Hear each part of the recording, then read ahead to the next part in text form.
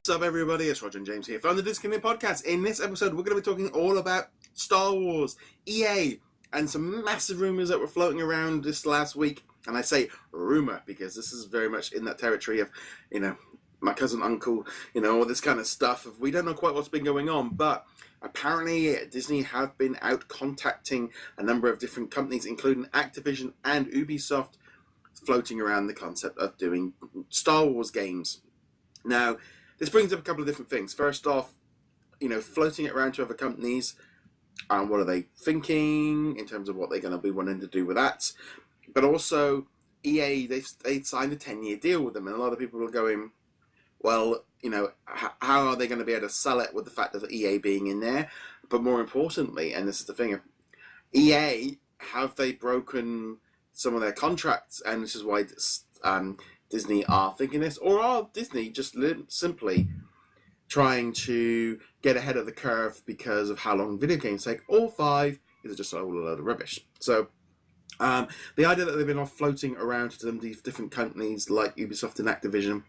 So first off, this thing about it being like maybe a 10-year contract, I think it was about 5 years ago that it came into place, 4 or 5 years ago. So we've got like maybe 4 or 5 years left. We're set to have, Respawn is supposed to be doing a Star Wars game, which I believe is going to be maybe 2019, 2020. There was supposed to be another game by Visceral, which they then closed the company down. They've then moved that project into somewhere else, but we don't know if they're going to reusing it because they don't want to do a single player, they want to do multiplayer. But we don't even know if that might even still be a Star Wars game. And yeah, it does sound like that was one issue. Then we got the whole thing with EA totally messed up Star Wars Battlefront 2's launch. It was a massive business. Yeah. Oh, it just, that went on to major corporations, major retailers, and you had some major problems with that. Governments getting involved. This really kind of got to the point of the loot box stuff, brought it all up, having to backtrack.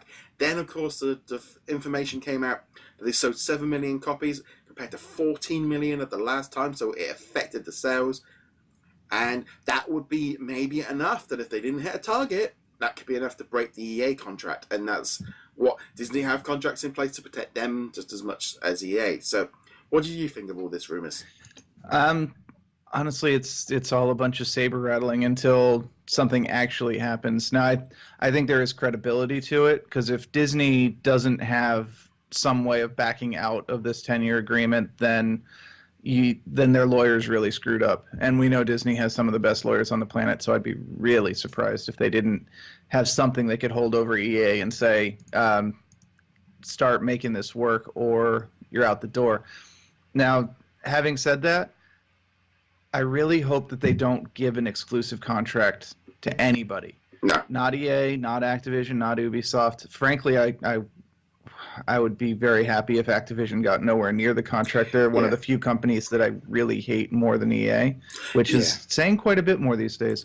But it's one of those things where it's totally believable, but probably nothing's going to happen unless there is a second major problem. Like if whatever the next Star Wars game is, whether it's Battlefront 3 or Knights of the Old Republic 3, who knows, whatever it's going to be, if that really dies a terrible death because of consumer backlash against EA, that'll be the end of it. Someone else will get the contract. See, my problem is I don't think EA have been proactive enough in doing stuff with the Star Wars license. 2 Star Wars titles in 3 years, constant upgrades and stuff like that. But they've only really given you one game, one shooting game. That's all they've got you. I mean, we did have that Lego Force Awakens game sliding, but we had nothing else. And I can't help but wonder if Disney are going, we want an annual game. We want 2 games a year. We want money coming in constantly. And EA going, well, it's free. The next one's coming out in 2 years. And they're like, no, they're looking at Marvel games. Again, we keep going back to this structure that they're using there. They have got multiple companies doing multiple games, multiple things.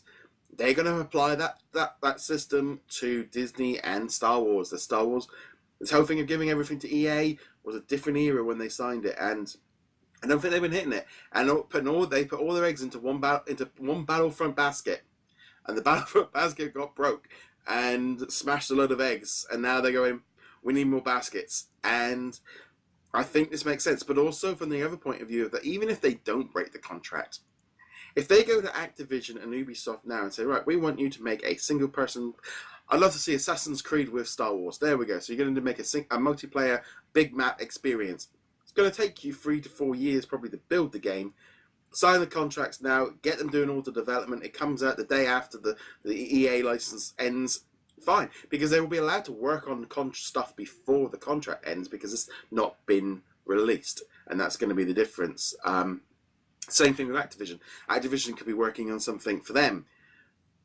If they start doing all the talks now, I mean, some games take years to get into development. They don't just, I don't want them to wait for 10 years till the license runs out and then go out and start shopping. You need to just go out. It's like everything, isn't it? If you know something's coming up to be renewed or time to go, you get out there beforehand and start preparing for the transition. And so that's where I think this is coming into them, and also sending a message. Even if they spoke to Ubisoft on Friday and they agreed a deal and they're going to start a game, we might not see the game for 3 to 4 years, even if they sign the deal today. Yeah, but if I was Activision or Ubisoft or any of the major companies, I would be working on a game right now where it might not be Star Wars, but you could do an asset flip so quickly that you could just be like, hey, Disney, we've got this sci-fi adventure shooter. It's on multiple planets. That planet right there could be Kamino. That planet right there could be Tatooine. That planet right there could be Jakku.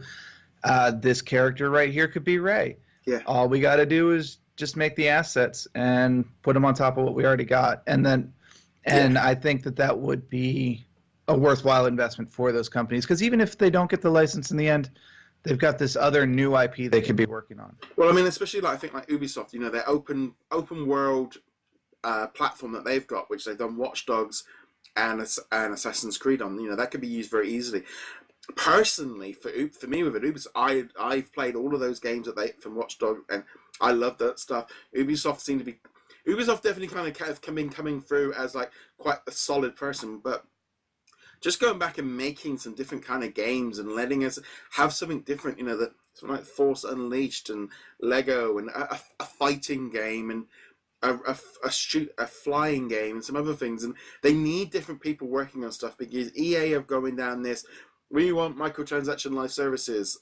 And that's maybe Disney going, you want that, but not all our customers want that. And Disney like to make sure they've got their fingers in as many pies as possible. Yeah, I mean, you alluded to it earlier. There haven't been any Star Wars games other than Battlefront 1 and 2. So if you're not a first-person shooter, if you're particularly not a first-person multiplayer shooter fan, there's nothing for you with Star Wars except the mobile market. And Lord knows I'm not going to be like, nope, yeah, you should totally be playing Star Wars Galaxy of Heroes. Like, I enjoy that game, or I did enjoy that game when I had installed, but yeah, it's designed from the bottom up to part you with your money. And if I'm going to spend money on it, I'd rather have the full experience rather than my $60 can unlock one character in Galaxy of Heroes, not even max power, so it's pretty much useless, or I can get a full-fledged game. I'd rather have that full-fledged game. Yeah, I mean, the mobile markets, I think, are slightly different because while they do Galaxy of Heroes, all the other Star Wars titles are all done by different companies and in-house and all the rest of it. But I mean, then also like Knights of the Republic, we've talked about that kind of being at risk and that's going down. It's a 5-6 year old game that might no longer be bringing in the money that it used to, and it's completely out of canon. It completely doesn't fit with the current Star Wars direction. We've said before, they've got, 3 or 4 movies coming up, 3 or 4 different series. We've got 9-10 movies in production at this precise minute. And nothing EA is doing seems to be going in anywhere near where they're going. And, with the amount of new characters coming along, Disney might be going, right, we're going to be making this new trilogy over here with these characters. We want Ubisoft to make a game based on that, please. And therefore, get in bed with them now while they're in the concept art and coming up with ideas and just being more in line with it. I mean, I'd love to see more, proper, some variety. It's like he said about like this thing. Everyone was really excited about that sort of Amy doing the Uncharted series, doing a Star Wars game, because the Uncharted games are so good. I'm currently playing Uncharted Lost Legacy the last week and been really enjoying that single player solid story campaign that's done so well. And once that all kind of came about, I think a lot of Star Wars fans were like, that's what we want. We wanted that. That was a game we wanted. We don't want a live service. We wanted a story and a completely different kind of experience. Don't turn it into microtransactions. And yet it's probably going to be lots and lots of microtransactions, especially if we go between EA and Activision. Yeah. Ubisoft hasn't quite gone as off the deep end as the other ones have, but it's the wave of the future for the AAA development companies. So one way or another, we're getting those. But yeah, I mean, they do need options, and if EA is not giving them the options, then they need to be courting these other companies. And it would also be nice if they didn't just go to Ubisoft and Activision and the other big players. If they went to some of the smaller developers and like, here's your shot to shine. I mean, they'd be massive oversight, and like if it didn't meet up to their requirements, it'd get chopped in a minute. But some of these devs, not quite indies, but not quite major players, have put out some really good games in the last few years. So they might be worth talking to. Yeah, it's definitely interesting. I'm personally I think this is a good thing. Personally, I want to see Disney dealing with multiple companies making different games, different genres,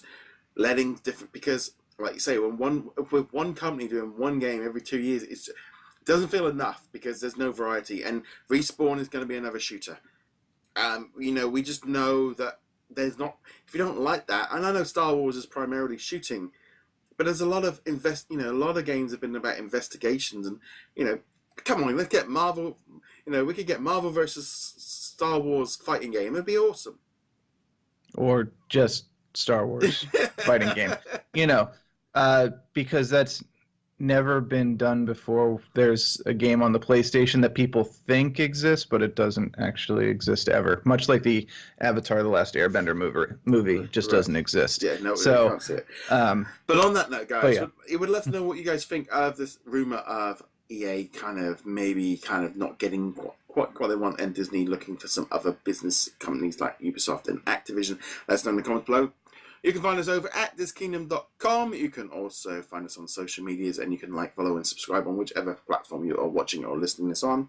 James, where can they find you? Find me heroiclegacy.com. On that note, guys, thank you very much for joining us. We'll be back soon. Later.